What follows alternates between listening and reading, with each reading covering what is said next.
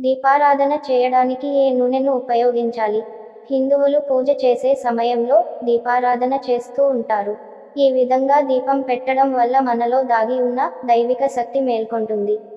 అలాగే శారీరక మానసిక బలం కూడా కలుగుతుంది. దీపం పెట్టి దైవాన్ని ప్రార్థిస్తే కోరిన కోరికలు తీరుతాయని ఒక నమ్మకం. అయితే దీపారాధన చేసినప్పుడు ఏ నూనె వాడాలి అనే సందేహం మనలో చాలా మందికి ఉంటుంది.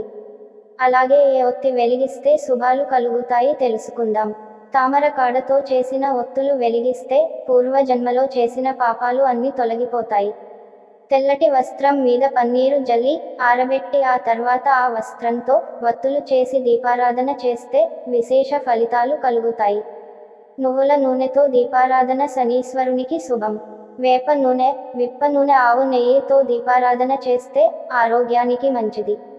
ఆవు నెయ్యి, విప్ప, వేప ఆముదం, కొబ్బరి నూనె మిశ్రమంతో 41 రోజుల దీపాన్ని వెలిగిస్తే సకల సంపదలు, అష్ట ఐశ్వర్యాలు కలుగుతాయి. వినాయకునికి నువ్వుల నూనె దీపం, లక్ష్మీదేవికి ఆవు నెయ్యి దీపం పెడితే మంచిది. దీపం వెలిగించేటప్పుడు దీపం కింద తమలపాకు లేదా ప్లేట్ తప్పనిసరిగా ఉండాలి.